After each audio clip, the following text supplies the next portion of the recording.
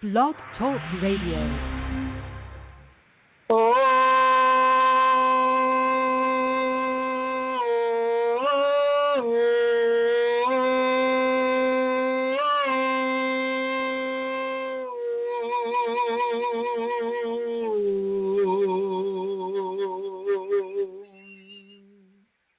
Hello, everyone. Welcome to this edition of our weekly Kundalini Awakening radio program. My name is Chrism.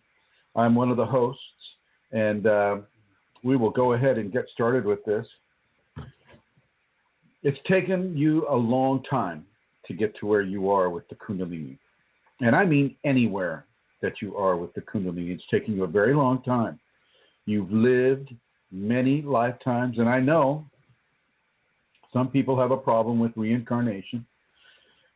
If you're Christian, you might want to understand that reincarnation was a part of the biblical system before it was taken out in the Council of Nicaea in the 4th century in order to give people the illusion that they don't have the opportunity for continuous refinement towards grace, towards the acceptance of divinity within them.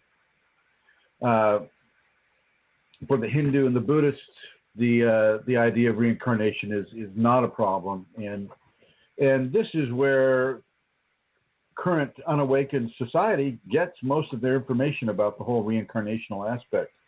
Karma is part of the reincarnation mechanism. Karma is what allows us to make the corrections that we need to make in order to be able to even hear of the word Kundalini. When you have the Kundalini, when the Kundalini is upon you, it is the result of many, many lifetimes of karmic refinement. Think about how long you have been alive today. Just think of the years as a child, well, as an infant, as a child, as a teenager, as a young adult, as an adult. Think of the many experiences that you've had within this understanding, within this equation of being alive on this world. Think about this and realize that it may have taken you 10,000 of these types of lifetimes to really have an understanding of what is occurring. What is occurring is the Kundalini now. You've gone through all the lifetimes, and actually, let me back up a little bit with regards to the Kundalini. The Kundalini, any leftover karmic issues that you may have to work with will not go away simply because you have the Kundalini. I know that some of the people in the Hindu understandings, Sanatana understandings, or Buddhist understandings, they have these ideas, these fantasies, that once you reach Kundalini, well, all of your karma is forgiven. Well, they take it in the incorrect context of that phrase. Yes, all the karma is forgiven, but you have had to do the work of the forgiving. Yes, we're checking on them. We're doing a sound check right now. So, okay, thank you. Thank you, David. Appreciate it. You have had to do the forgiving of your karma, i.e., you have had to do the actual redemption of your karmic balance, the debts that you have owed to your grace. You have had to live through and maybe currently living through. Can be happening right now. Just because you have the Kundalini doesn't mean that you don't have karmic work to do. And I want to thank everybody who has responded to the sound check, and I appreciate that. Thank you, Alana Seeker and David, other people who may be hearing us. And I want to welcome everybody who is here in the chat room, who has called in, and who is listening to us on their smartphones, or in the future, the archival people. Hello, welcome. Today we're talking about karmic redemption and the Kundalini. And we might come into a few other subjects as well. But right now, Karmic Redemption has been a fairly strong teaching within me for the past few days. And so I just want to talk about this a little bit. It doesn't mean that we can't talk about other things, but I'm going to lead off with this. Just because you have the Kunalini doesn't mean all your karma is forgiven yet. You still have karmic work to do. And this is a typical thing with Kundalini people. If you didn't have karma to do, to redeem and to balance, it would be very hard for you to remain here on this world doing this work. You would have really very little reason. And so with that in mind, you can kind of understand how necessary the karma is. Well, now that you're ensconced on this world, you're walking, talking, eating, sleeping, working in this world as a human being, now you can begin to really develop from your karmic education what you need in order to refine yourself into greater levels of Kundalini. And what refines yourself into greater levels of Kundalini is the Karmic Redemption. So, karma is such a huge subject. I mean, but when you narrow it down is what goes around comes around. So in order, what you have done in previous lives is going to come back to you in this current life. And that's for good or ill, for good or bad.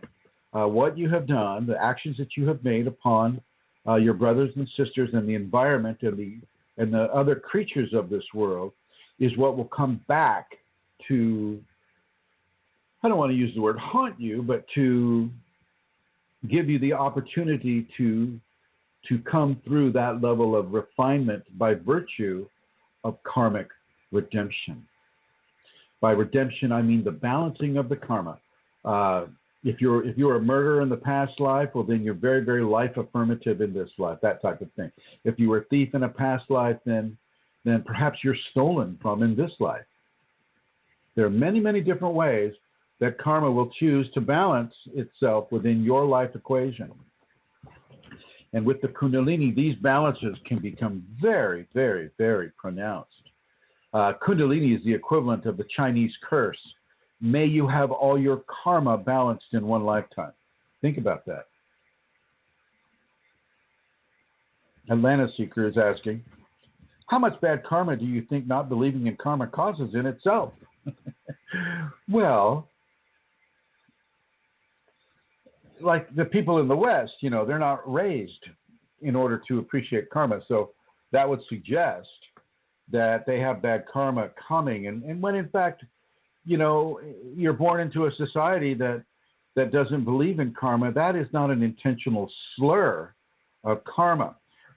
The larger issue is what happens when you do believe in karma and you just go against it anyway. That's the bigger issue. That's karma compounding karma. And you need to be very aware of that. So really, when you stick to the noble behaviors are the kind of the get out of jail card for karma.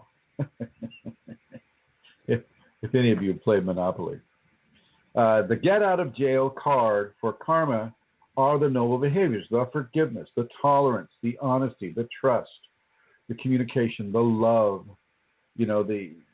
These qualities, these noble qualities, really begin to help a person to work through whatever karmic burden that they're dealing with within a Kundalini context. Karma is a huge deal. Karma is a very, very big deal. And any of you that are listening to this program today and have just newly discovered the word Kundalini, it is your karma that allows you to even hear the word. Some people have it stenciled on their foreheads in dreams. Other people, see it written in the sky or have a voice whispering to them the word Kundalini, and they don't know what that means. These are karmically generated communications. And by that I mean that when it's time for you to begin to appreciate the level of karma that it took to bring you up into the space where you are right now, able to hear the word Kundalini, able to understand its ramifications, you are indeed being given an invitation through the last levels of your karmic endowment. The last levels of your karmic endowment. And I'm going to take this timely opportunity to present my co-host. She is a citizen of the world, but she's also a citizen of the Emerald Isle. And she is the reason this program exists. And I want to extend a heartfelt thank you to Santara, Amelia Santara. Welcome to the program, Amelia. How are you? I'm very good. Thank you, Chrism. Hello, everybody.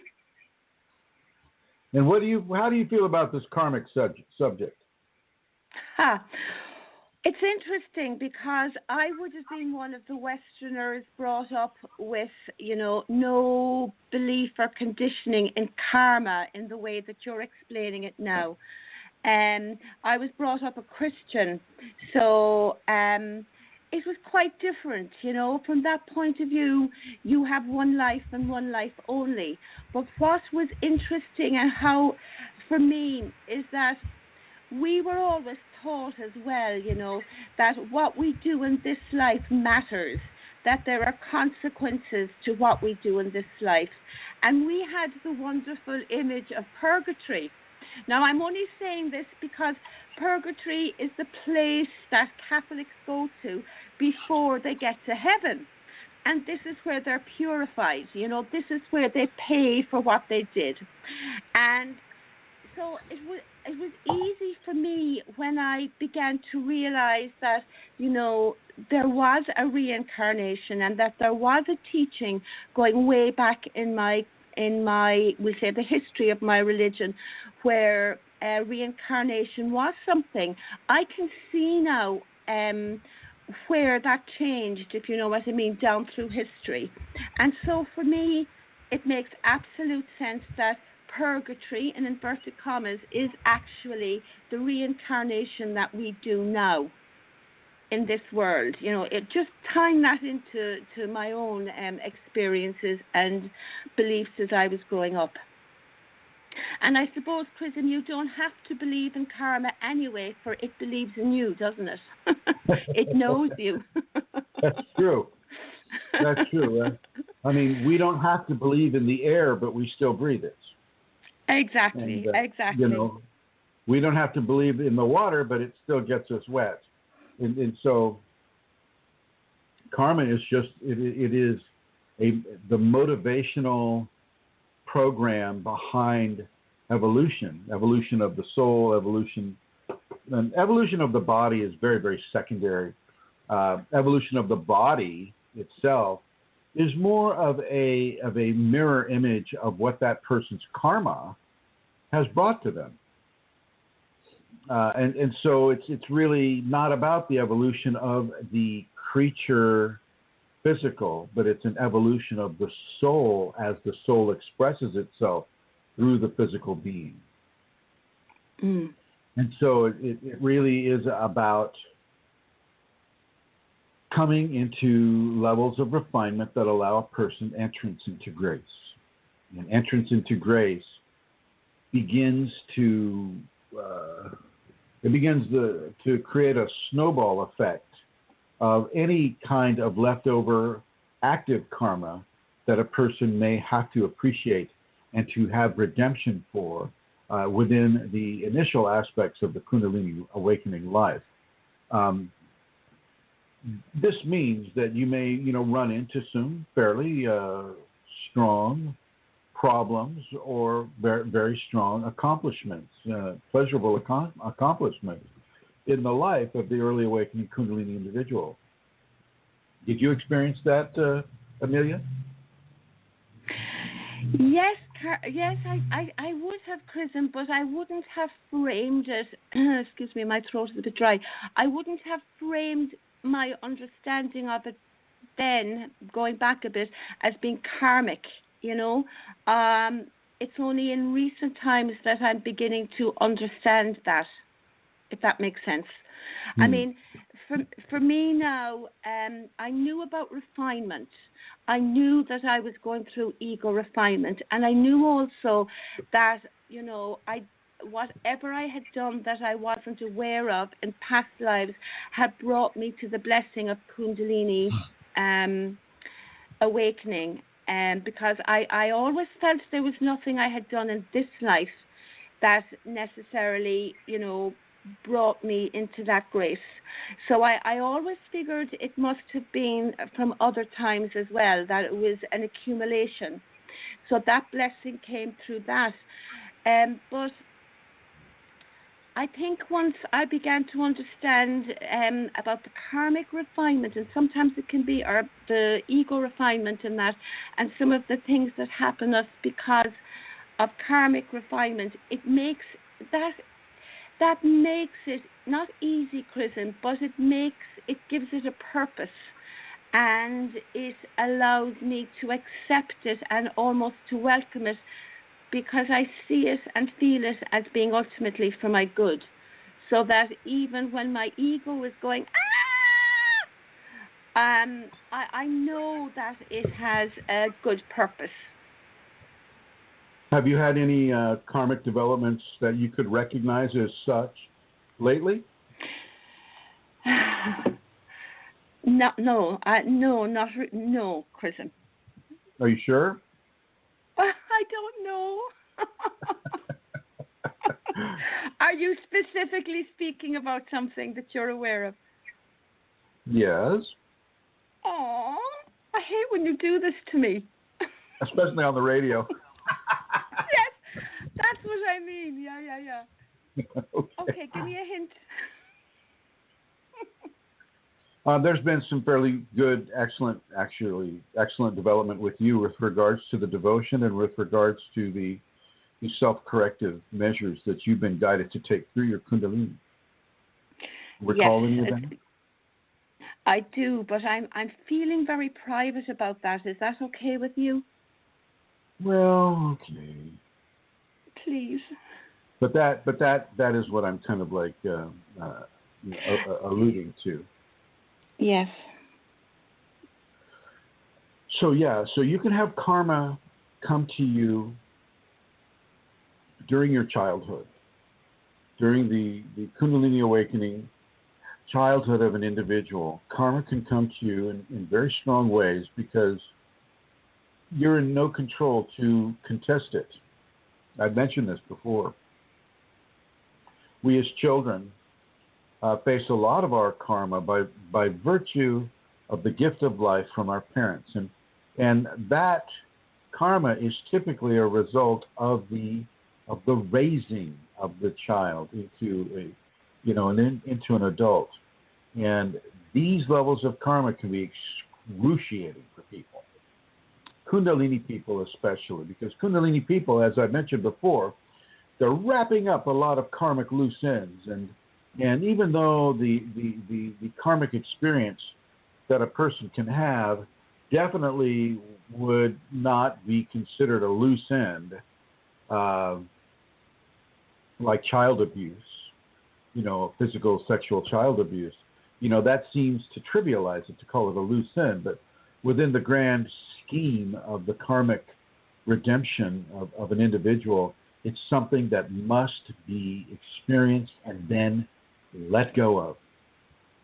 And so when we're engaging in karma, one of the most powerful tools a person can have is forgiveness. Forgiveness. Forgiveness of self, forgiveness of others. Forgiveness of, mostly of self, because karma is a response to the activity of an individual making certain kinds of choices on this world. Yes, Amelia? Let me go into the blue. Oh, my God. Oh, my God. Sorry. Karmic is the result of a person making very specific choices in a lifetime on this world. And not saying that, anybody that's receiving child abuse in whatever form, is a bad person. It's just that level of redemption is required for that person to step forward. And sometimes it has to happen in those ways. I know I wasn't, both my mother and father had between themselves 10 marriages. My mother had 5, my father had 5. And so, I got to get used to a lot of different stepfathers and stepmothers. And that was part of my karmic load. And it wasn't because, I got married 10 times when I was in another life. It was that having such a diversity of parental action within my early life gave me specific levels of training that would allow me to manifest a balance, an understanding of what it is, to be married, or what it is to see a larger context of what parenting is all about, what marriage is all about, what the communication standards of marriage represent, and how kids fit into that, and how myself as a child fits into that. And then myself as a child having Kundalini, awakened symptomology, inside of that whole equation, amplifying it tremendously. This is all set up by karma for the Kundalini. And all of your karma, for those of you that are listening to this and know of the word Kundalini outside of, say, Yogi Bhajan's Kundalini Yoga or things of that nature, for those of you that understand the actual ramification of Kundalini, your karma is all about your Kundalini. Your Kundalini is calling your karma to you. So Kundalini itself is the prime motivator. Karma is used by Kundalini as a way to prepare the individual for the Kundalini grace to come into and through that individual, to allow the transformation of change that Kundalini can bring into the physical body to begin that change. So for those of you like, say Amelia, that, been a Christian, for a large portion of their life, well, that was necessary. That environment was absolutely necessary. That environment was arranged for that individual to get that kind of training. And so it goes, down the whole list of possible human interaction with spirituality. So it goes with others that are also being called by the Kundalini to come into these levels of karmic redemption. It's all for the Kundalini. It's all for grace. It's all for God and Goddess. And the inculcation of the sacred male and sacred female within the single individual, the one that is two and the two that are one. Now, if you have any questions about this, please feel free to call in. The guest call-in number is 347-934-0026. United States, New York City area code 347-934-0026. And that's where the station is. That's not necessarily where I am. I'm in Santa Rosa, California. But the guest call-in number is the New York City area code 347-934-0026. Or if you're in the chat room and you have a question, feel free to ask that question. Or if you're calling in and you're listening on a telephone and you have a question, just go ahead and put the little question mark there. Hopefully with a device that will allow you to do that. And Suntar or myself might see that. Now I've got my computer decided to increase the focus, so not quite sure how to decrease the focus with it. So that means that my screen is bigger than it normally is, and it's cutting out some of the people that are listening on the phone. I see everybody else pretty clearly, but some of the people listening on the phone, like Joey and some of the other, I can't see your question mark, and so I'll ask Santara or, to keep a close eye on that for you if you have a question. Karma is the driving force. Kundalini is the controlling force. Okay. Kundalini is the driver of the vehicle. Karma is the vehicle that gets you there. Okay. Karma is the vehicle, and everybody's got it. It's not just the Kundalini people. Everybody's got their karma that they're working on. This is, I've noticed in this lifetime of mine here up to this point, I've noticed how slow human evolution is. How amazingly slow it is. It's it's mind-boggling how slow it is. And yet it must be slow. It must have its own cadence and its own speed. And yet this is taking human evolution as a whole with an individual Kundalini equation. It can be extremely fast, extremely rapid, and to the point where the karma comes so fast and furious that it literally makes you feel like you're going to go insane. And I just want to say to the people that are having that occur, you're not going insane. You're just having to recognize a very strong level of karma that your Kundalini is calling to you in order to manifest a certain level of redemption that allows a certain level of evolution to occur. And that evolution brings you into a greater and stronger embrace of the divine principles that are forming within you by the Kundalini. So this is very important. Now, Tim Ashworth is asking a question that is very, very much off topic. But I did say at the beginning that it's not just about karma that we're having. And Tim is saying,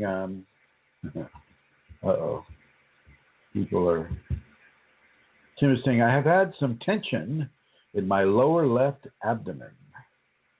When I do some slow breathing, exhale twice, length of inhale, it dissipates slightly, but returns the next day. Any idea how to remove this tension blockage? Well, Tim, I would suggest you go into the blockage. And I would suggest that you begin to breathe into it. It doesn't matter whether it's the right or left aspect of the abdomen. Go into the blockage and gently breathe. You don't have to do the inhale, exhale, 2 times the length. Don't do that. Don't do that. And I think that may be a communication from your Kundalini to stop doing that. Just do natural exhales and inhales without the ego deciding that, well, okay, this was 5 seconds on the inhale, and therefore I've got to do 10 seconds on the exhale, and 1001, 1002, 1003, 1004, and really hyper controlling the scenario. I would suggest that you really begin to abandon the egoic control and begin to surrender into what the Kundalini wants you to do. Let the Kundalini determine how she wants you to breathe. And I'm also getting that you need to maybe work a little more on your alternate nostril breathing as well. So that's the message I'm getting from you, Tim. Try not to control it so much. I know that I also give people instructions like in the safeties, do this, and that for this amount of time.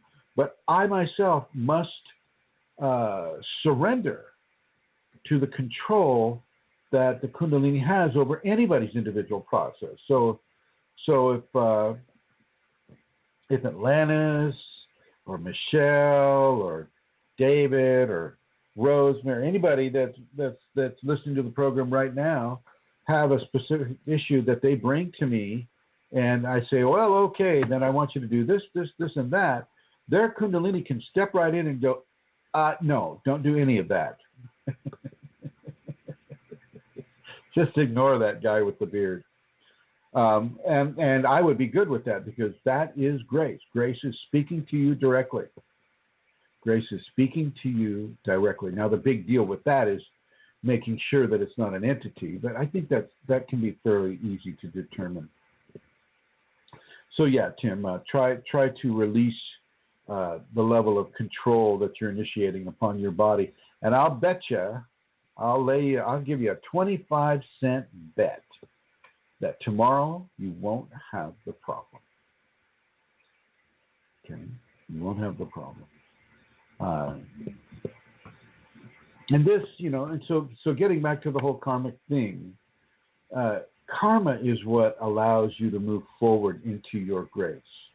And so as you redeem your karma, by that I mean as you balance your karma, it's okay, Tim, Tim is writing, he said, sorry I missed that last bit. It's just take the willfulness and the ego out of your breathing technique and surrender to what your Kundalini wants you to do. I'm going to suggest that you look at your alternate nostril breathing a bit more.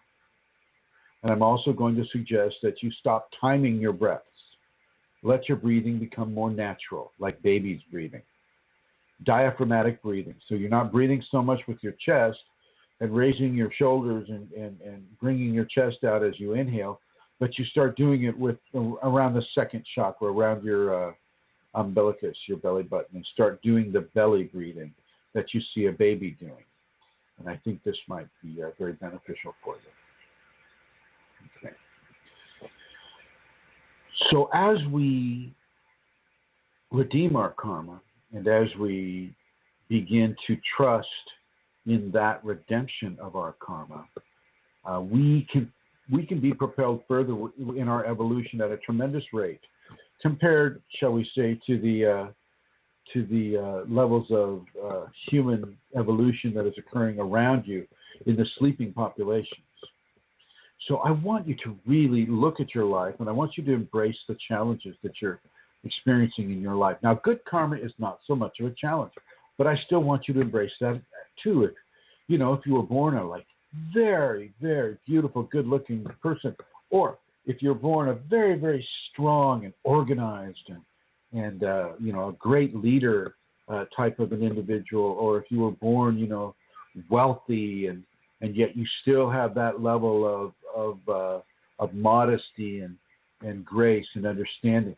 I want you to embrace the good karma too.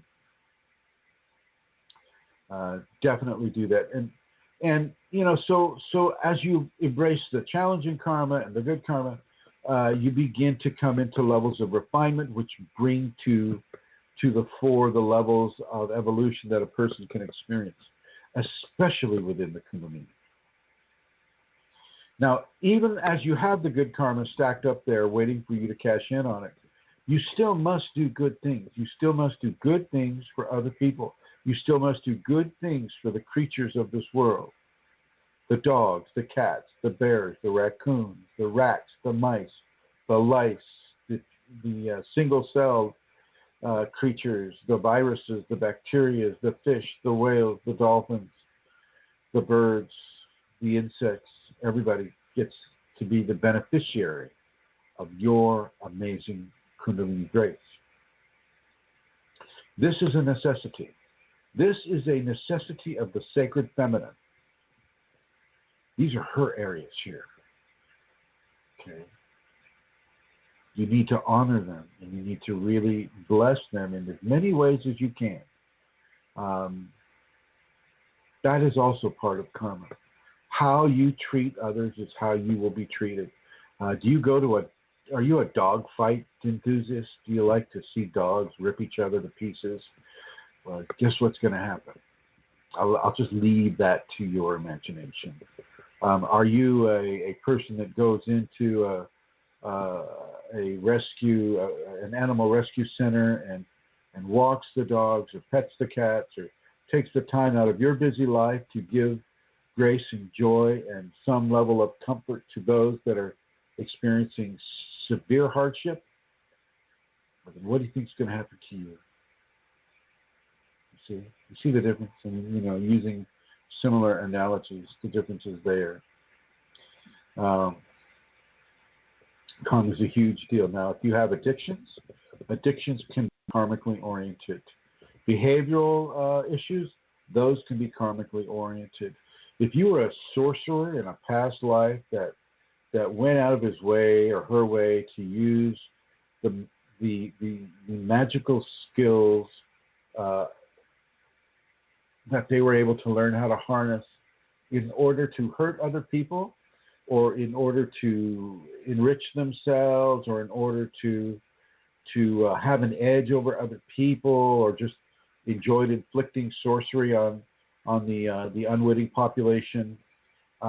That will have karmic redemption features in the ensuing lives.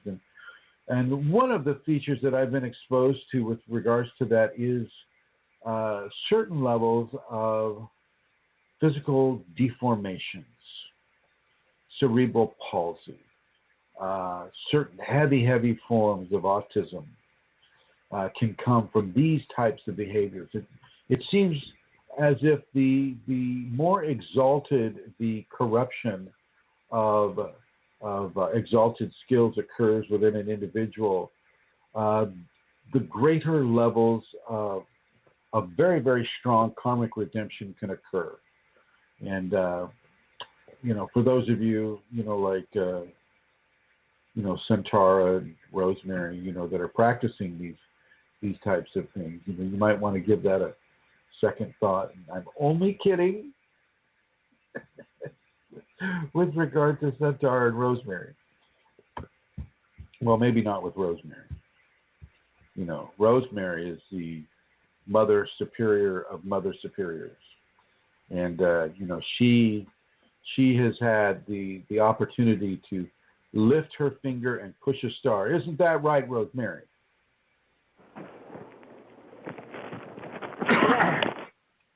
Is that right? My phone was in my pocket. I was listening, and then as I say, what did you ask about? I was talking about different flavors of popcorn. Whether it's cheddar cheese is the better kind, or garlic. What do you think? You're talking about karma. But what were you saying about the community, about being a sister? What did you say about that? I said that you're the mother superior of mother superiors, and you've had the opportunity to lift a finger and push a star. Not quite. There's a smaller kingdom. How do you know? Oh, well, I don't. No, I don't. You're right. And I know I made a difference for people. Yeah, I know I did. And that's lifting a finger and pushing a star, the star being other people. Thank you. Well, thank you, my dear. And thank you for putting up with my amusement. All right. So there you have it, ladies and gentlemen. Karma is the vehicle that Kunalini uses to bring an individual closer to the Kundalini self.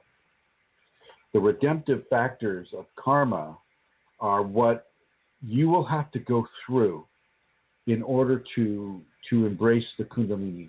And your karma is going to be as unique as your fingerprint, as unique as your iris, as unique as the timbre and the quality of your voice. It will not be the same. And you will not respond to it the same way that other people respond to it. And so you really need to begin to understand that it is a unique feature, and your experience with it is going to be unique. So don't try to find reference points with others facing their own karma that you hope may begin to influence yours. And I'm going to go back to Centara here. I think she's in the middle of her bag of Cheetos. How are you, Centara? I'm fine. Cheese flavors. Cheetos, that's the next show. Cheetos and the Kunalini. Yeah. There's the importance two of things. Cheetos. That second chakra. Go ahead. Yes. You know what you were saying there just before you brought Rosemary on? I just kind of missed that actually because I was munching on my Cheetos. But what were you saying about? Were you saying that if you're aware of all of this and if you are, is there What were you? Can you repeat that again, Chrism, if you wouldn't mind? You were saying that if you know about all of this, and if you were blessed to be, are you saying there's a further fall from grace? If you're aware, you're in big trouble, like. Oh no! More so. I was talking about the sorcery that you and Rosemary were doing. Oh no! You got that part. Okay. No, it was. Oh, I missed it. But it's why you brought Rosemary on as well. Just before that, I thought I heard you saying. She's the Mother Superior of Mother Superiors, and she's had the opportunity to lift a finger and push a star. I can't believe I can remember that. And if you, okay, and so does that mean that you can really fall further? That it can be really. Well, you particularly, you could for sure. Yeah. Well, I'm seriously so. asking you that question. It's probably my yes. It's my Catholic upbringing, Chrism, actually coming out. born in sin. That's right. Yes, you can fall further. You can definitely fall further. Grace will give you the opportunity to screw it up. Yeah. For sure. You get to make those. But that just increases your level of karmic redemption that you must do.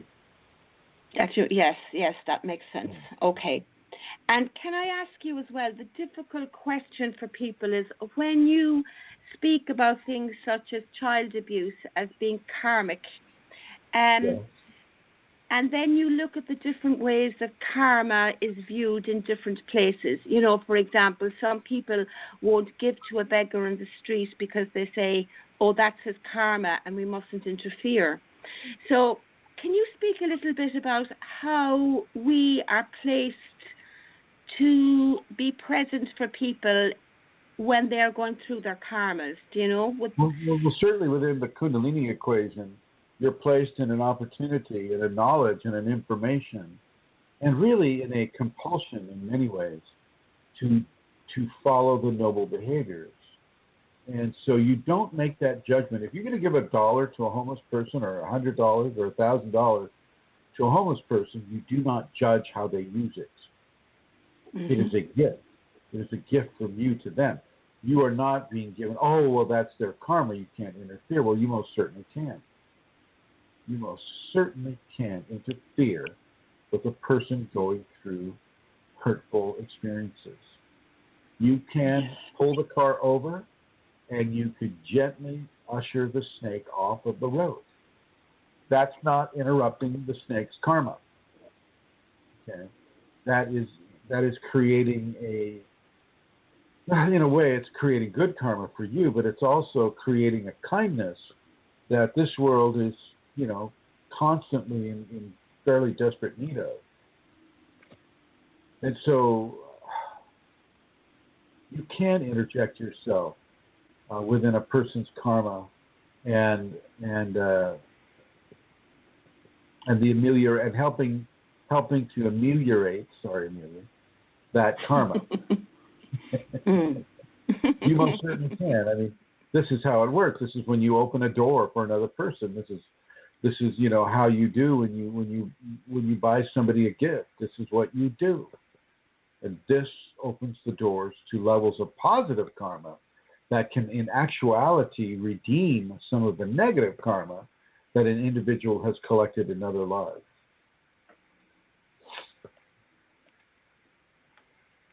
Capiche? Thank you. Yes, absolutely. Thank you, Chrism. Thank you. You're welcome. Now, once again, I'd like to put out the phone-in number if you'd like to call in with a question. It's New York City, United States area code 347-934-0026.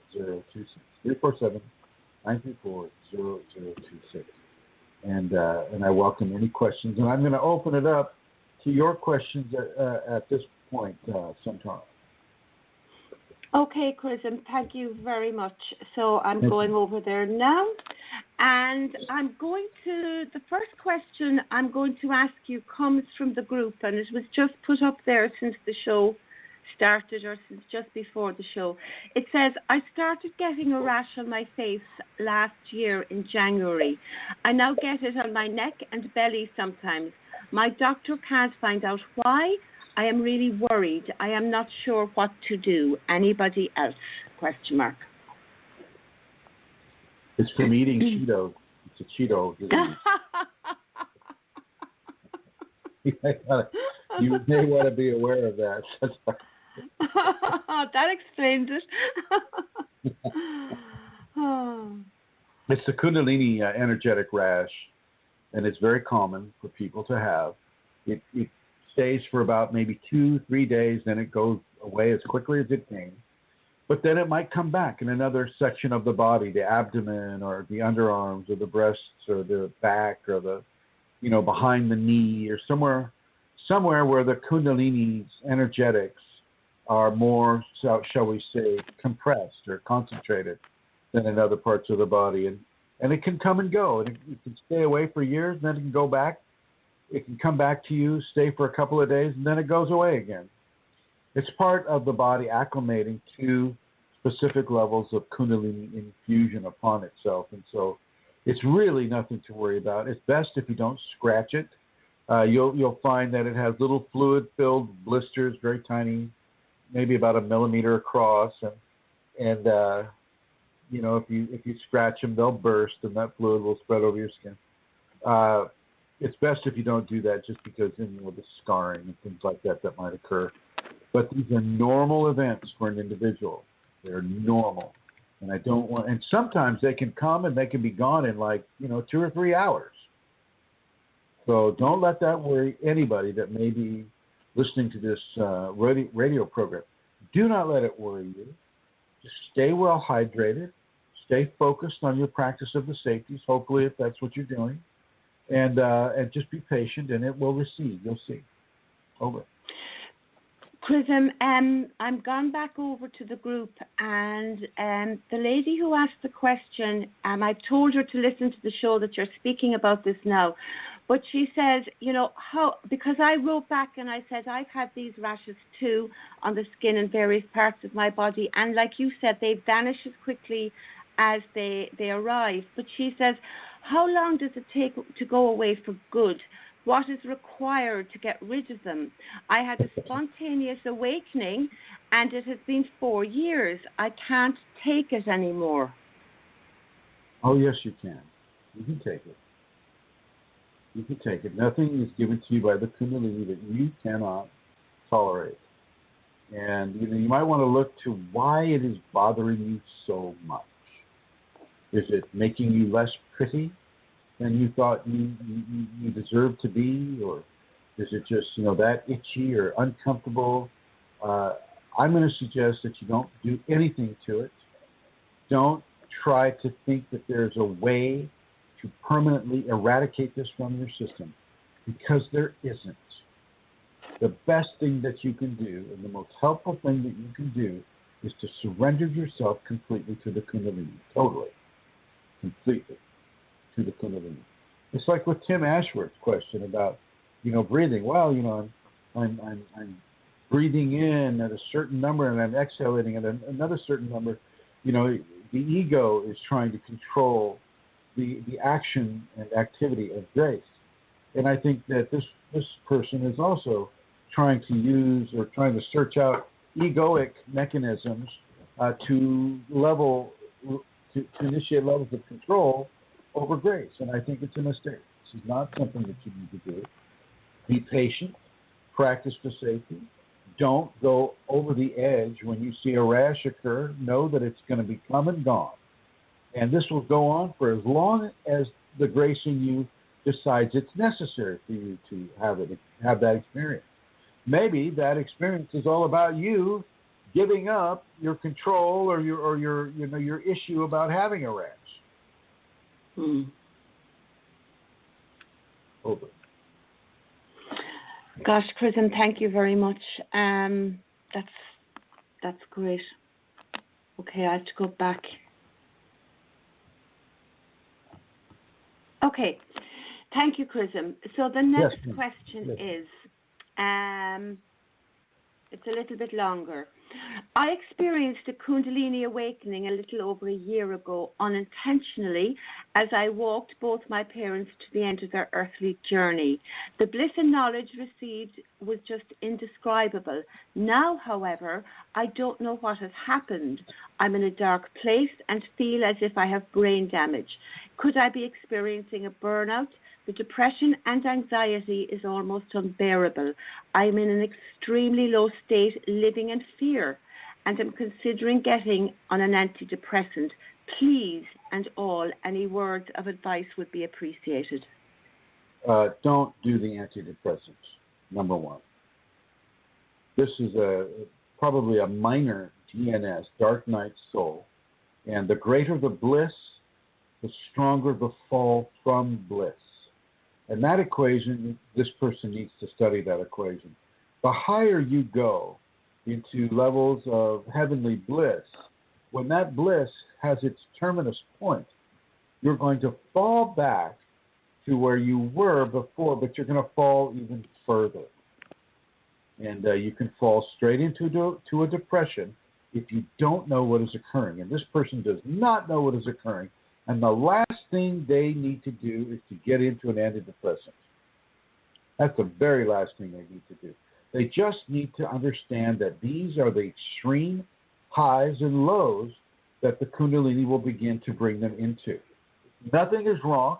Nothing is amiss. The only thing that feels something is amiss is the ego psychology of the individual and their lack of knowledge about the energetic dynamics of the highs of the emotional bliss and the lows of emotional depression that can come with the expanded awareness before refinement and acclimation has set in. Over. Thank you, Chrism. That's exactly what happened to me as well. You know, when I had my awakening, you know, I went boom down afterwards, so low. What I think is wonderful. Straight into Cheetoville. You're so mean. But it's wonderful that she's on the groups, is what I mean, and that she's getting this information because it should make all the difference. I just so believe in information being so powerful, you know, if you listen and believe it, you know. Anyway, the next question is, it's a bit long as well, Chrism, but I would like to read it all. Okay. I have a question which has been bothering me for a couple of months now. The right wing shoulder plate is very tight, more than very tight, painful. I think it is a blockage because anything I do doesn't ease that tight muscle. I feel like it wants to spread open wide. I have been having kriyas at the same place, and my hand is usually in a weird position, releasing the tightness. I honestly feel like something is very much stuck in there. Could it be a fear block? I have been doing a lot of work in that area. Or could it come from my personal situation with my father? It started earlier, and then I'll just go on. I have tried to do chakra recapitulation, but I fall asleep. And then she talks a little bit about it more. Massage helps a little. It's hard to breathe when it's at its worst. Has anyone experienced this? And Chrism, is there something special that I should do?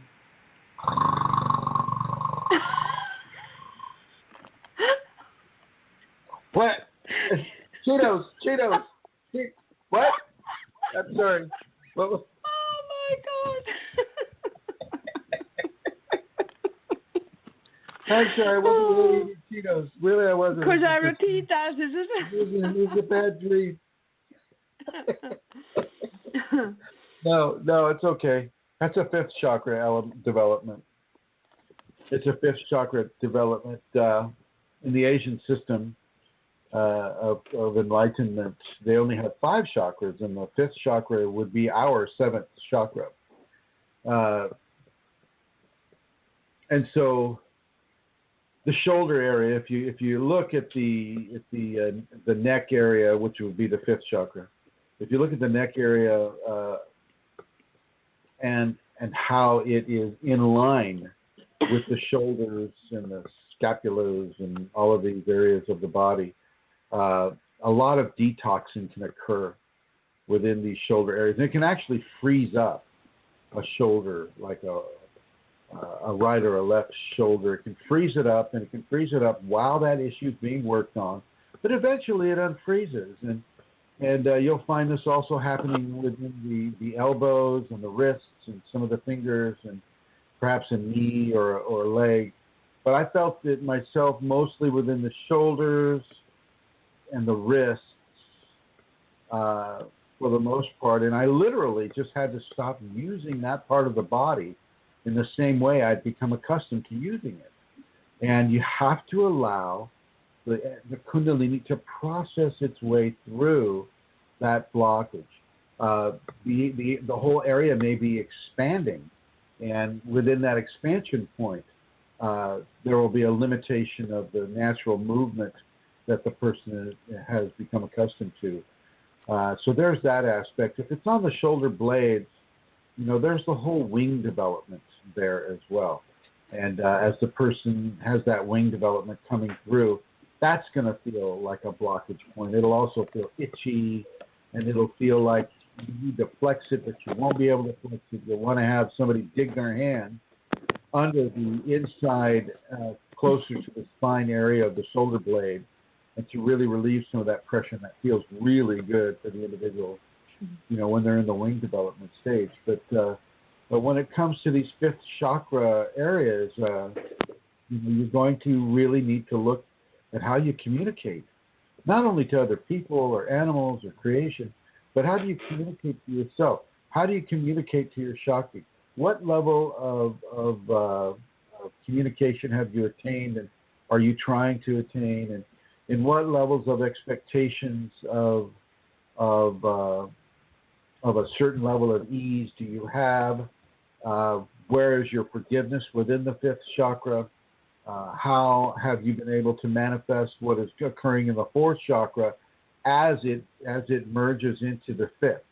So there's a lot of different areas of convergence with this type of a freeze up of a shoulder or a shoulder blade or an elbow, things of that nature. For the most part, I will suggest that you be patient and accept the new body alignment that's in development as it's developing. So I wasn't able to tie my shoes because my wrists were freezing up.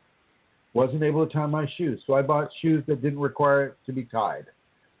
In order to brush or comb my hair or do any of the things that I need to do, I had to change the way I did that. And, a few months later, it just unfroze. It just unfroze, and sometimes you just got to give it some time, ladies and gentlemen. Over. Thank you, Chrism. The next question. Can somebody please share how it feels to be in samadhi? I haven't experienced it, but I want to know features of the samadhi state and how to identify it. What's her name again? The person, I don't know. I'd have to go over and check. Samadhi. Oh, Chrism. Oh my God. I was slow there now, wasn't I? Yeah. Okay.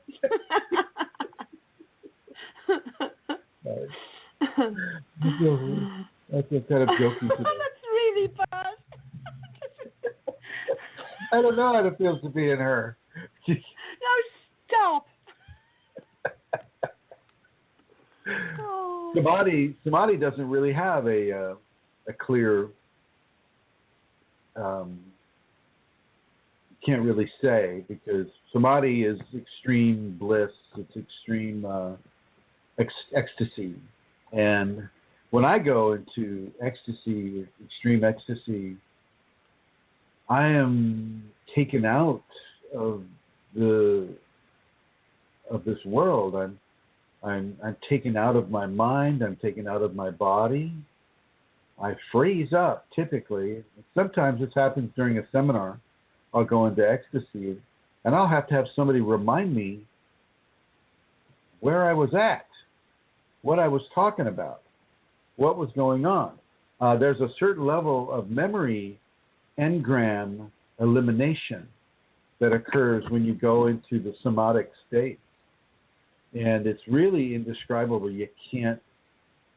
I don't have the vocabulary to describe it. I remember when I was down there with you, Centaura, and with Joey and Rosemary in Peru with the ayahuasca, 2 times I went into the severe ecstatic state.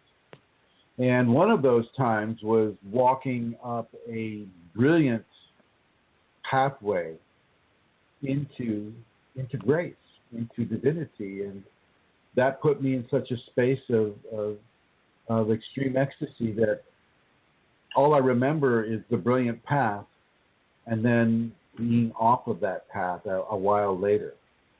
So for me, maybe other people like Rosemary or Joey, have a different level of control that way. But for me, there was no memory. And so because I have no memory for it, I know the experience occurred, but I do not have the ability to, how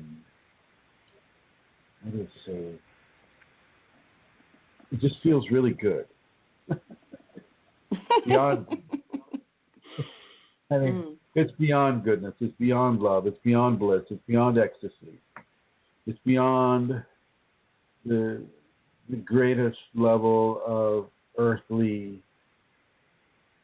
experience that you can imagine. It's way beyond that. And it's almost too much for the earthbound soul and body to evaluate. Over. Thank you, Chrism. Okay, the next question is more a statement from somebody. Well, it's not. I do not understand why, for the spiritual person, the life is difficult and harder like an unspiritual person. They will be attacked more as the earthman. Karma. When you have the spiritual person, we'll just say the Kundalini activated or awakening individual, they are being forced into a higher standard of activity, and that higher standard of activity comes at a price. And the price that every person pays in this regard is to take care of much greater levels of karma than the non-spiritual person would have to take care of. Over. Thanks, Chrism. You made this statement, this post today or yesterday, I'm not sure. And you said, we must love our beloved more than we love our own wants, needs, and desires. Let us expand our love inward, and if both can do so, a love everlasting can be experienced. Would you speak about that, Chrism? That pertains to 2 qualities. One quality is the Kundalini. The other quality is the person that you're with in this life. These 2 qualities merge together. As you appreciate your husband, John, Centaura, yes. You would be able to see in John the Shiva, the sacred Shiva, the sacred male, and you would begin to recognize in thought and in word and in action the sacred male in your husband, and he would be able to do that into you as well. He would see the sacred Shakti representing and shining from your eyes. And he would also begin to form a level of appreciation and gratitude and love and grace through that interaction with you, and you through that interaction with him. And in these ways, we become the mirrors of divinity that are within us and outside of us at the same time. You get that? The mirrors of divinity that are within us and outside of us at the same time. That's lovely. Yeah, I get it. Right. Thank you, Chrism. Thank you. Yes, ma'am. Is it normal? Are you okay? Just a second.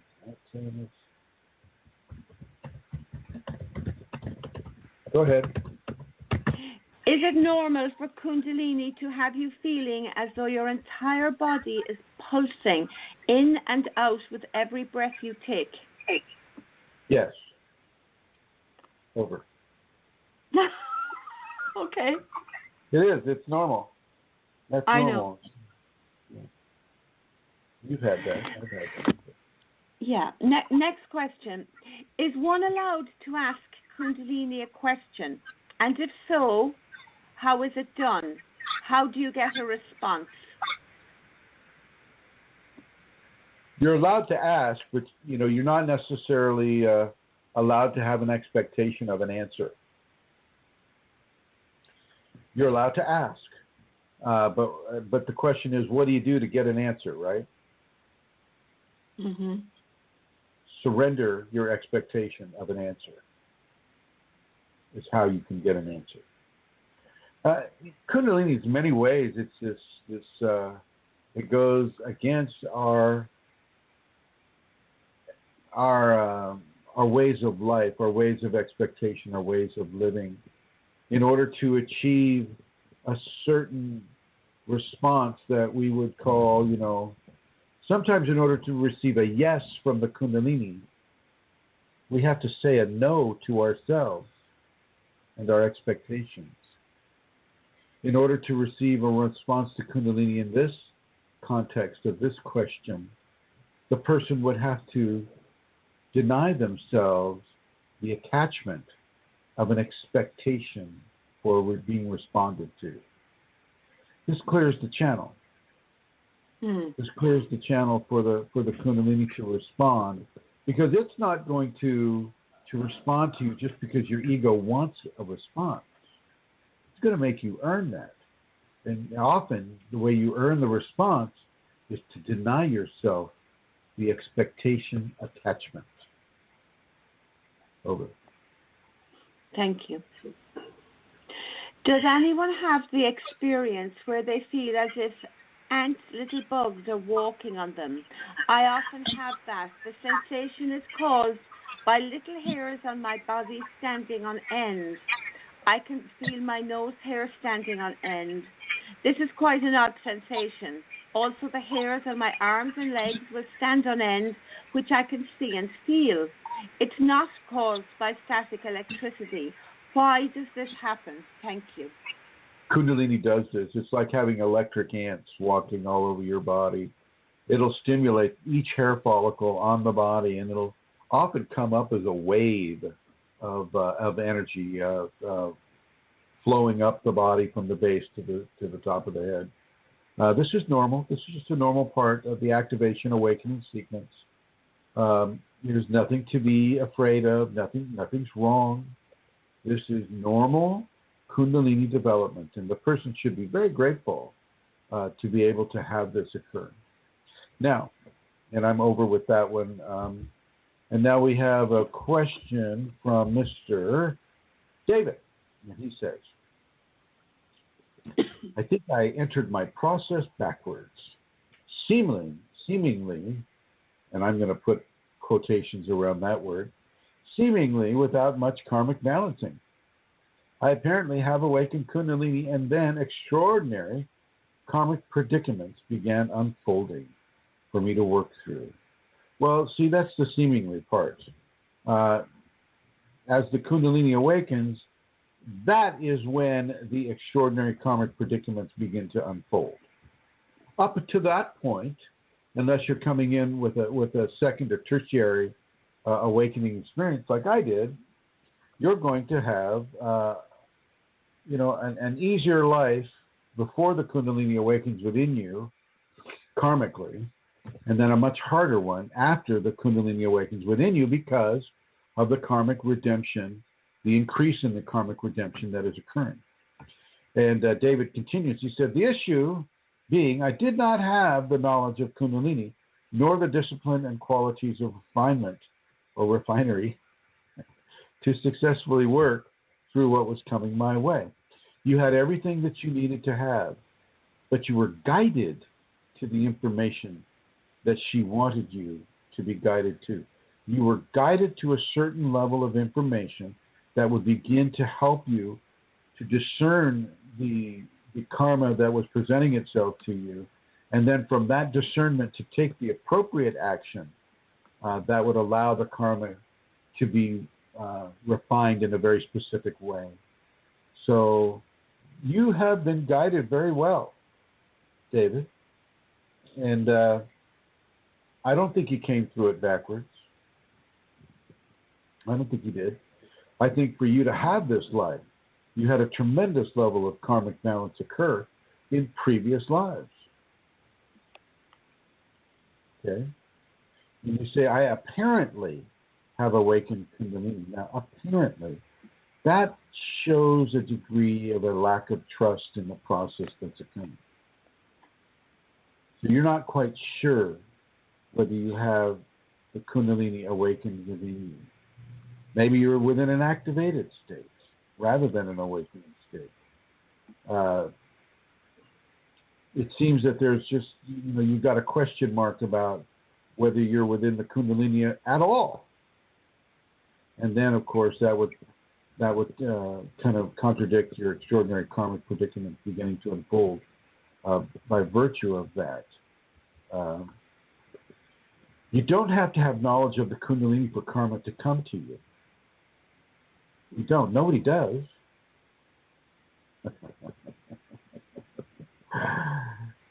David writes, he further writes, he says, I had a spinal sweep on mushrooms, so I feel I rushed it. Well, yeah. Maybe so, maybe not, though. Maybe you were supposed to take those mushrooms in order to initiate the Kundalini in your life at this time. But does that make you think that you don't have it? Does that, give you the reason to question whether or not it's there? Where's your trust? Where's your surrender? I would look at your confidence in this. But you don't need to have Kundalini to have karma come to you. Ask any criminal that's serving time in prison. You can have karma come to you any time of your life, whether you're within an exaltation of the spirit or not. But the fact that you took the time and you went to a place and you ate the mushrooms and you waited like 25 minutes and then you had the spinal sweep through the mushrooms, well, here you are. Welcome.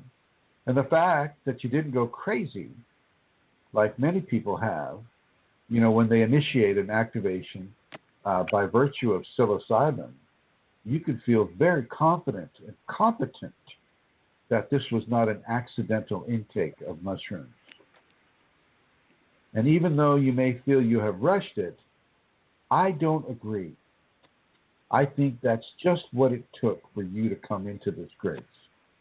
And I am not I'm not a supporter of people taking mushrooms and trying to awaken their Kundalini with it at all, because it is so dangerous. I've seen the worst things happen to people that have done it like that. But for you, David, for you, and specifically for you, I think it was good. It worked. And he continues to write. He says, I was working on a growth and ascension process and had symptoms but didn't know about Kundalini for a long time after. Well, that's okay. That's okay. You know about it now, and you've known about it at the exact time you needed to know about it. Really. Divinity does not make mistakes in these ways. And so you're here, and you know about it, and you have the knowledge, you have the information, and you're opening to that grace within you. have confidence in the competency of your Kundalini. And thank you for asking the question. And I'm over with that question, Centaur, if you have more. I do. And I'm finding I don't have many more, but I might have another one or two.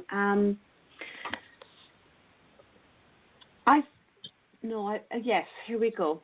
I felt the Kundalini surging through my body intensely on Friday.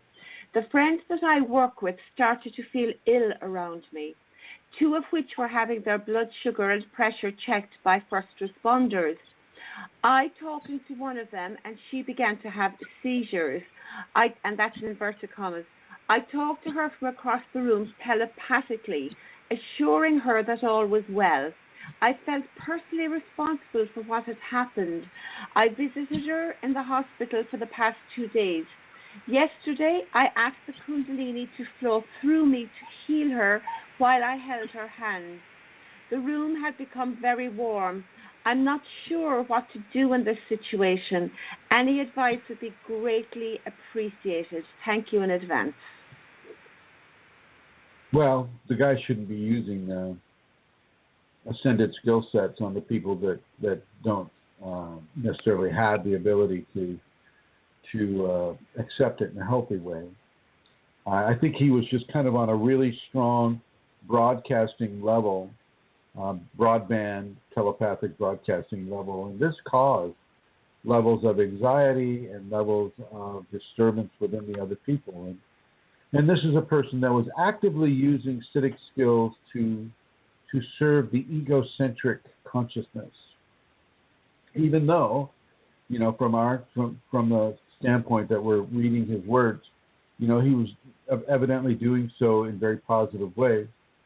But there far more goes on with the use of a Siddhic skill than people have the available knowledge to appreciate.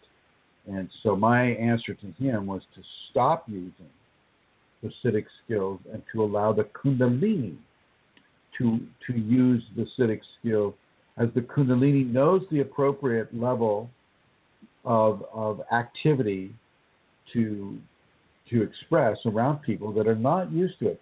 Because the use of the Siddhic skill with the ego psychology is just basically an invitation for fear from the person who's receiving it, and an invitation for ego aggrandizement from the person that's sending it. And it's very important that people try to avoid those two areas at all. And so as you turn the Siddhic skill over to the Kundalini from whence it came, Kundalini can begin to teach the individual how to use it outside of the ego and how to have a greater positive effect when you're giving grace in these ways. Over. Thank you, Chrism. This is the last question, I think. Okay. I catch myself doing this a lot with my left hand. I'll rub the top of my thumbnail on my index finger involuntarily, and I will get an uncomfortable twisting sensation as well as some numbness and clenching in different parts of my body. It's like the numb spot of my thumbnail is reflected elsewhere in my subtle body. Any thoughts on this? Yeah, that can actually occur. I mean, if you look at the different levels of, like if you go to a massage artist, you might see on the wall that a certain level or certain area of the foot represents the lungs or the heart or the eyes or things of that nature. If you look at a palm, you move to certain levels of the palm, and there's the eye, the heart, the intestines, the liver, these types of charts. They're not, the people that put these charts together were following very specific understandings given through mystery schools, thousands of years old. And this is in many ways how healing was actuated in the ancient world, by using these types of backups that the body has. So a position on the foot can affect the eye. A position in the hand can affect the tongue or the foot or the testicle or anything like that. And this person is rubbing the thumb and a finger together and experiencing certain levels of energetic phenomena coming, through his body. What I do is I rub the insoles of my big toe on both sides of the body. I rub those two together, and my Kundalini goes through the roof. And so that's, whenever I feel like feeling a pulse or a jolt of Kundalini that isn't in the constant state, that's what I do. I just rub those two areas together, and boom, there it goes. Maybe this will develop for that individual. I don't know, but this is not unheard of, and nothing to be afraid of either. Over. Thank you, Chrism. That is the end of the questions, but I would have an announcement I could make, Chrism. Okay. Okay. The first one is to give people the website that they can go to if they would like to make a donation. Donations, large donations are of course welcome, but small donations also are very, very welcome, because these help to support the work that Chrism does in all the various ways that he does it. So you can go to two websites. You can go to www.chrism-kundalini.blogspot.com, or you can go to www.kundalinisafeties.com, and there you will see the donate button. And again, as I say, all donations very gratefully received. And I also have an announcement that I'm making well in advance. I'm doing this really on behalf of Manisha. Manisha is the lady that lives in Germany, and you all know her, those of you who are on Facebook, and she is there, Manisha Manish. And she is organizing the second Berlin seminar next September. And it's going to be happening on the 15th, 16th and 17th of September in 2017. And Manisha is welcoming people at this point to let her know of their interest and to send a small deposit towards holding their place for the seminar. It's going to be in the same venue as last year, which was in Schoenberg, which was really, really nice. And so we're very excited. I'm really looking forward to going back, and I know that many of the people who were there last year are going back, and many people who couldn't make it last year will be coming for the first time. So if you're listening to this, maybe start considering if you can come to the seminar if you're living anywhere in the world, but particularly if you're living in Europe or Ireland or the United Kingdom. It's quite cheap now to get to Germany and get to Berlin. So please do consider it and get in touch with Manisha if you would like more information.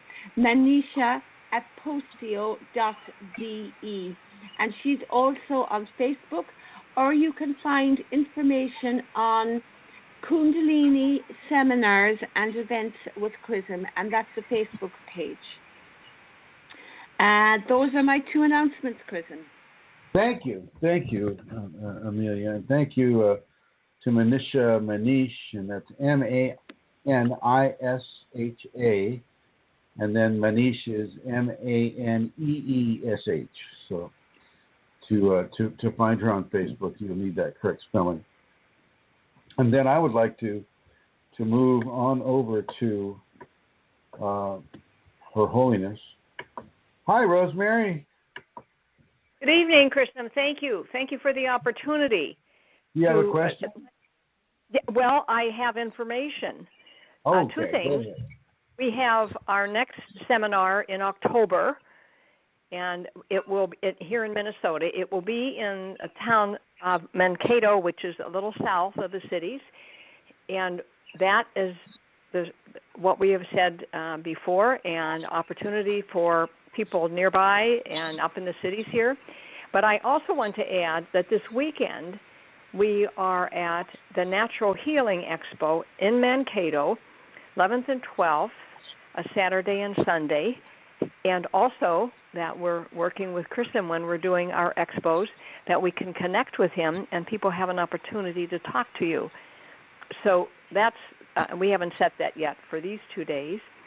And if you're in the neighborhood and people come into Mankato for these things from all over Minnesota and the upper Midwest.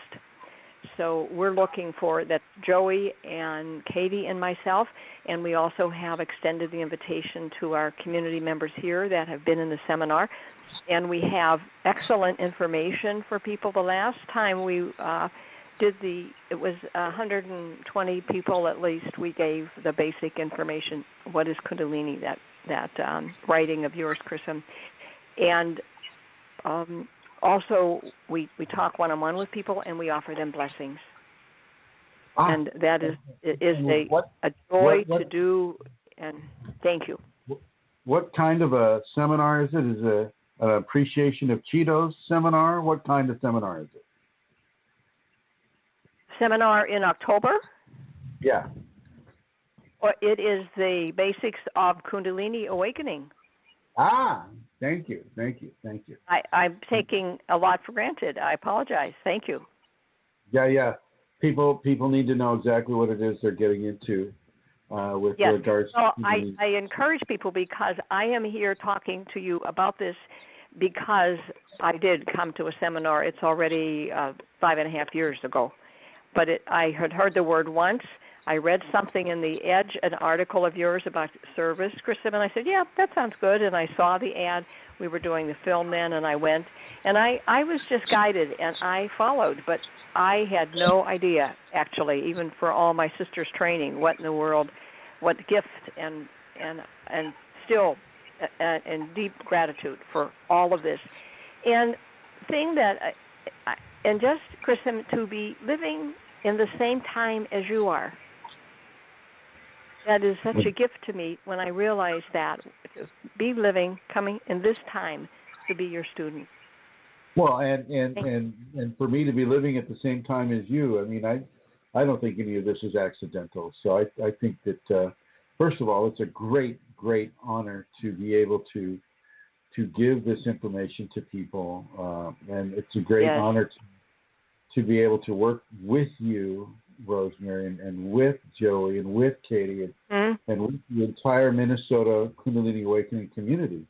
Really a great honor, and I'm very grateful for you, and for Joey and Katie and Davey and everybody out there in the Kunalini community in the Twin Cities. So I look forward to participating in the expo, and I look forward to seeing you in October as well. And I thank you very much for all your hard work and diligence. And I'd like to talk with Katie a little bit about that television thing that she might be still putting together. Okay? Yes. All right, my dear. Thank you for that announcement. So yes, in October and September, Minnesota. In October and in September, Berlin. And I would only ask Manisha not to make my room on the 8th floor of a building without elevators.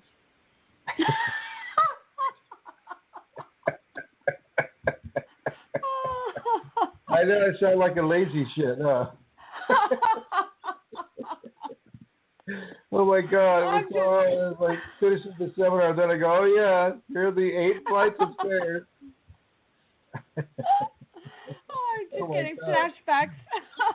I know. It's like, anyway, yeah. So, well, thank you, Santara, for allowing this program to be here, and thank you for collecting those questions and with the diligence and the integrity that you always do upon this program. You're welcome. Yeah. Can you check there? Do we have another question on the phone, Chrism? Oh, here we go. Yep. And it's coming over. Yes, we are coming over to David right now. David, hi. How are you? Hey, Chrism. Good. What's going on?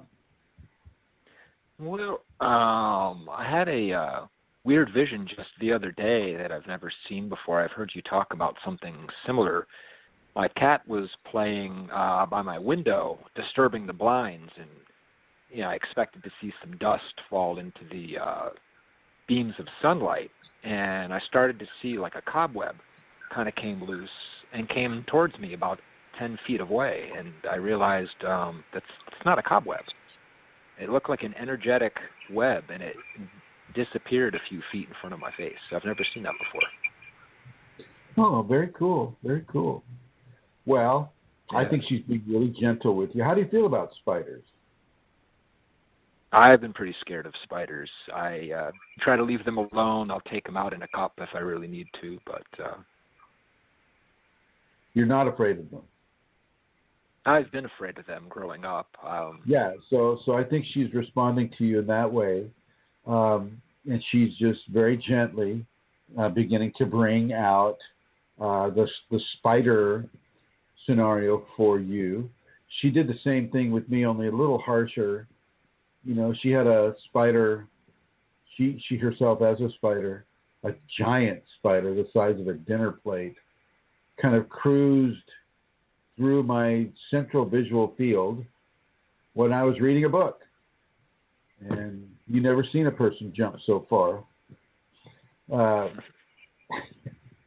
So I think she's starting to work on you in those levels, David. So no worries there. Embrace it. It's all okay. It's all the Shakti. And enjoy that really kind of a cool gift that she as your cat and she as a web maker brought to you. Yeah.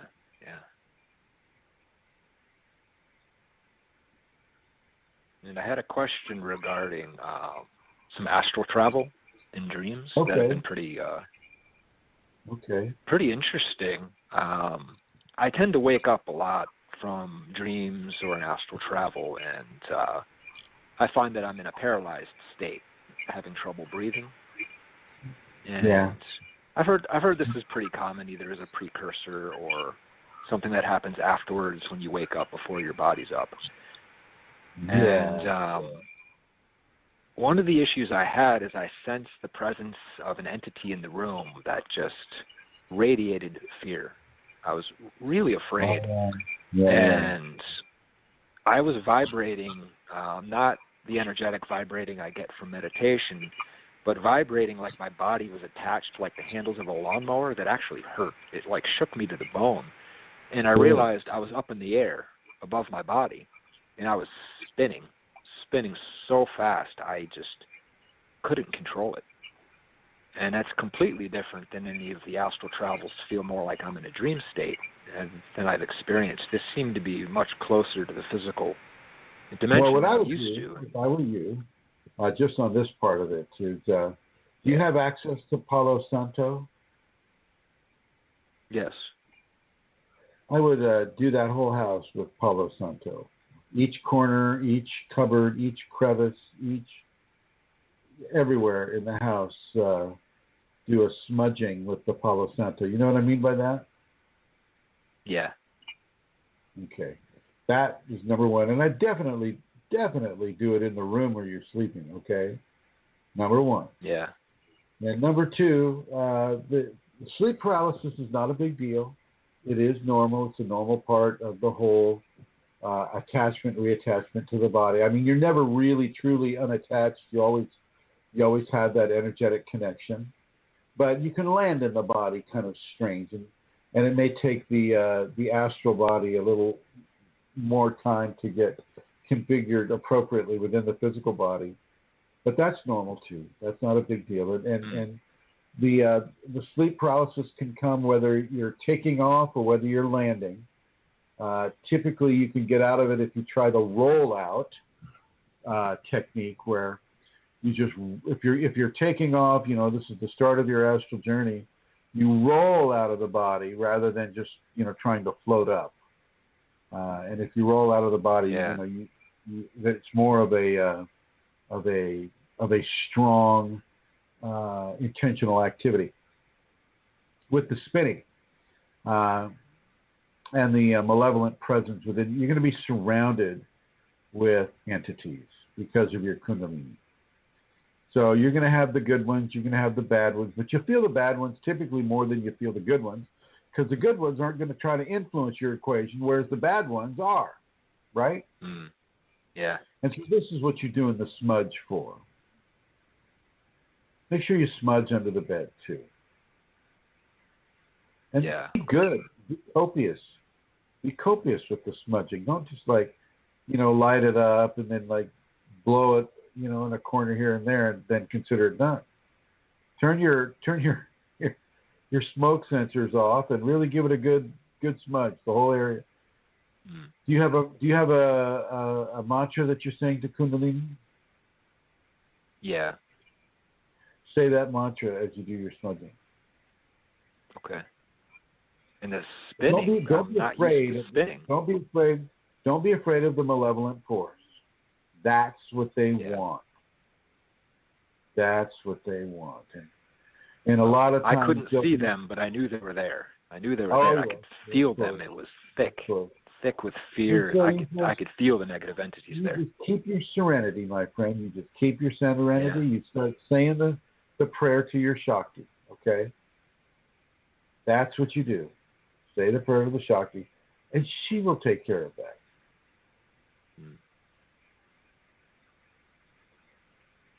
I think the vertical spinning freaks me out the most. I'm not used to that. I usually awaken from an astral travel that I'm having in a dream. That would be kind of strange, I admit. I think you were spinning from head to toe, right? Yeah, it happens a lot going into the body and going out of the body when I'm coming back in. Or you can actually stabilize I seem to spin. You can stabilize yourself. I've been in the position where I've been about 15 feet above the body and spinning to the left a little bit. But I wasn't spinning vertically. I was being turned as if I was on my stomach, but I was being kind of like turned to the left. You can stabilize it. You can stabilize it, turn on your back, and just gently land into the body, and you're fully appropriate. There's no sleep paralysis afterwards. Your eyes just come open, and you have full recollection of what occurred. Unless you're in Ireland, then it's different. In Ireland, it can be very, very different. You're running leprechauns and elves and fairies. Of course, it's very different here. Yes. Can I ask a question? Yes. I mean, it's not really a question. It's just I'm just wondering, the vertical spinning, does that happen? Has that happened without the entity present, David? No, it seems to happen when entities are present during sleep paralysis. I start waking up to my body, and my astral body begins spinning vertically like a bullet out of control. So, Chrism, can the entities, interfere? Can entities influence us in how we? They can influence for sure. What I would do if I were you, David, is I'd start enjoying it. Oh, really? Yeah. I'm working on it. I'd start enjoying it because, they're just trying to scare you. And the more you enjoy the process, the less fear there is. The less fear there is, the less interest they're going to have. That makes sense. Yeah. See, in this state, I don't fear it like I'm about to watch a horror movie. But when I'm watching it, I'm in it, and I don't know I'm outside of it, and there's a lot of fear inside the experience. So it doesn't quite translate it the way I'd like it to. But constantly trust your Shakti, David. Take that prayer with you into the astral state. Yeah, Did I give you that mantra, David? Did I give that to you, or did you give it to yourself? No, you didn't. It's one I had come up with years ago, but I'd like to take another one. You may want to look at it because, you may have unintentionally put some egocentrism into it. Yeah. Is it one before your awakening, David? It was afterwards, but it was before I had knowledge that I had experienced an awakening. Okay. Yeah, you may be putting fear into it unintentionally. Yeah. And then the Kunalini, of course, would amplify that fear. And through that amplification of fear, you'd be drawing the entities to you. Earlier in my process, when I started experiencing the paralysis and the astral travel from there, the vibrations hurt. The vibrations were so intense that I had to stop because it started to hurt my teeth. Yeah, the teeth. It was one of the ways I discovered I had a few bad teeth. I needed to see a dentist for, but yeah, it hurt my teeth. Yeah, for sure. I have another question. Are you deliberately choosing? This is more. Are you deliberately going out of body, or is it happening? And does that make a difference, Chrism, one way or the other? I mean, does there come a point when one doesn't deliberately, set it up to go out of body after Kundalini is awakened or not?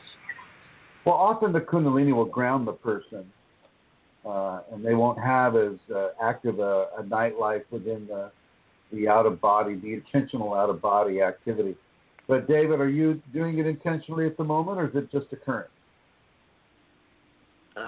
It's just occurring spontaneously, but I'm kind of hoping it does. The more it happens, the more ground I gain. I feel in the astral. So. That's good. Oh, yeah. If I were you, I would look at the mantra, and maybe we can have a conversation about that off the radio. That'd be good. Look at the mantra and see what it is that you may be manifesting through it. And then change it up so that you can manifest a greater level of grace interaction. And maybe, and I'm certainly not going to say this would be a guarantee, maybe curtail some of the negative entity interactions. But I also understand, and I want you to understand, David, that the negative entity interaction can be a great teaching for an individual about how to control fear. Yeah, that's for sure. Okay. Yeah. You got to have fear in order to know how to control it. Yeah. Well, I had a dream about a demonic entity that kind of concerned me because I wasn't afraid. It was like watching a TV show. In a dream, I invited some friends to come over my house and, hey, you got to see this. You got to see this demonic entity that's in my TV. Check it out, And in my dream, invited these people over. They came in. I turned on the TV, and there's this demonic ghoul with decaying flesh-looking entity on the TV. And like a friendly pet, I was like, hey, watch it do its trick. And it opened up its mouth until it devoured itself and turned itself inside out, and they were laughing. It was very bizarre. Yeah, that would be the entity. And that kind of concerned me because it was like entertaining. It wasn't something I was afraid of. And I'm like, maybe I should be. That's good. But you don't need to fear it. The more happy and easy you are with these things, the less they're going to have the ability to bother you. But neither do you want to pay it a lot of attention. Okay. You don't want to make it your pet. Oh, gosh. Yeah. This thing would show up on TV and do these, tricks, and people would watch it, which is really bizarre. Because that's another way they can get their hooks into you. As long as they have your attention, that's where they want to be. So is it not true that in a dream when this is happening that we can turn that around with our mantra and not bring the friends over to the telly, as an example? Right. Basically, what I do is I just blow up the whole picture. Okay. I literally just blow it up and go, okay, let's start again here. And then then you create a scenario rather than having the scenario create itself. You create the scenario. Now, unless that's coming from the Shakti, if the Shakti is initiating these scenarios for you, well then you stay happy and unafraid and unattached to whatever the demonic entity would be doing. Yeah. It could have been you might just go up and change the channel on the TV.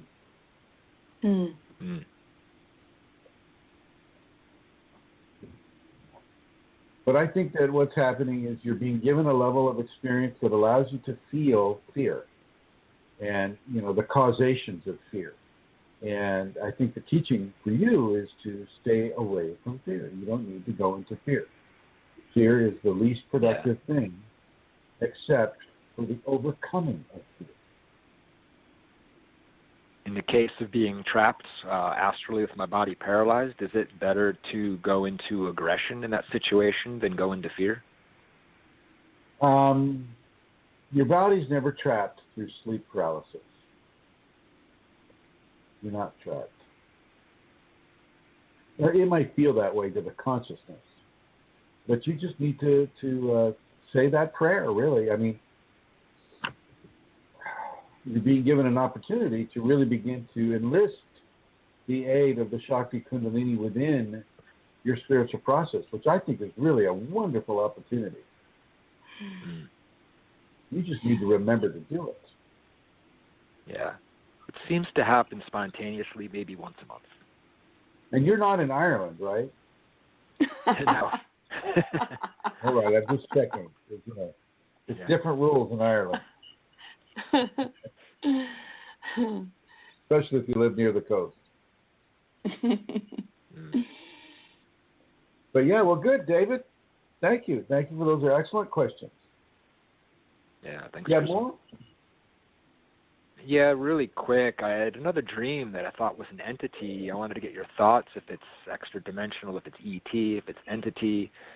I entered into a bedroom in a dream, and there was a man changing his shirt, and his musculature looked something like Arnold Schwarzenegger, like a big bodybuilder. And I happened to notice as he was getting undressed that he had no private parts. He was androgynous, like a Ken doll. And it was very bizarre. I've never seen quite anything like that. Is that like entity or ET or? That would be entity more than ET. Yeah,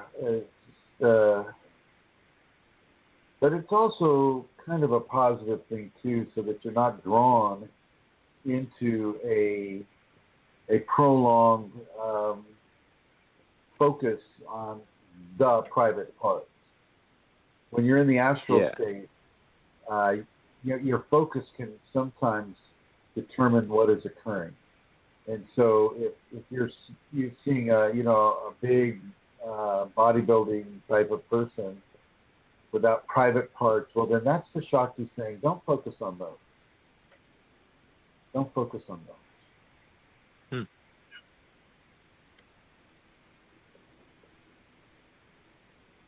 Because if there looked human, it was kind of bizarre. Yeah. Well, yeah, it would be bizarre for sure. But so would a demon eating itself. I mean, you're full of bizarre stuff, David.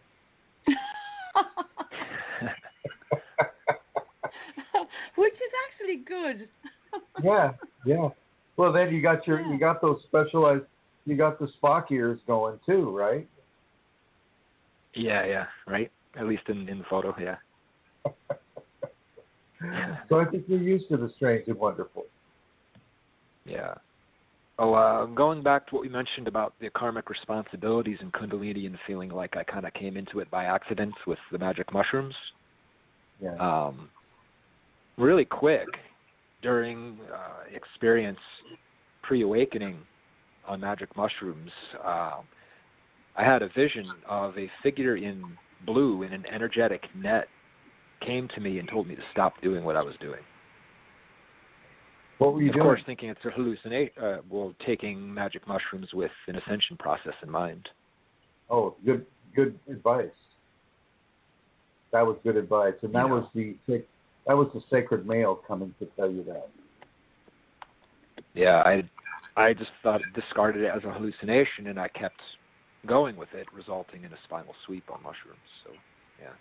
Yeah, that's not the way to go about it. And your ears may naturally grow into those ears because of it. Yeah. Okay. And listening in the archives, it reminds me of the, that it'll come to you in a stronger format if you do that. Well, if you get a top down, that can be very, very difficult to go through.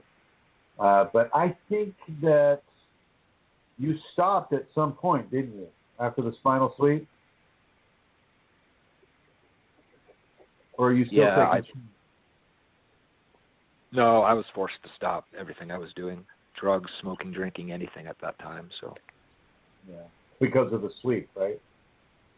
Yeah, I mean, that was like over 20 years ago at this point, but. Right. Yeah, so good. So, yeah. Good. Yeah, well, You've got an excellent equation, and we should talk about your mantra. But you have an excellent equation, and keep up the good work, my friend. I think it's great. Don't be afraid, whatever you do. Yeah, well, thank you, Chrism. It would be great to have the mantra before you start the Palo Santo, before you start doing the rooms, wouldn't it? Yeah. Yeah. Yeah, okay. Smudging, I mean. Yeah. Yeah, I'd like to do that. Cool. All right. We'll get together and formulate that. Yeah, thank you, Chrism. I appreciate it. All right. And thank you, David, for calling in. And thank you, Santara, for everything that you're doing for this program. Thank you, everyone. Oh, you're welcome. Thank you, everyone, for coming in and listening. And for those of you in the archives, thank you for listening as well. And we'll be back next week at the same Kundalini channel and the same Kunalini station, coming to you live from the United States and the Emerald Isle. Any last words, Santara? No, thank you. No, Chrism, I do not. Thank you, and thank the listeners, and thank everyone. See you next week. You always say no, and then you do that. I just heard myself saying that. Yeah. Anyway, I'll go ahead and stop the show the way I started it. Thank you, everybody.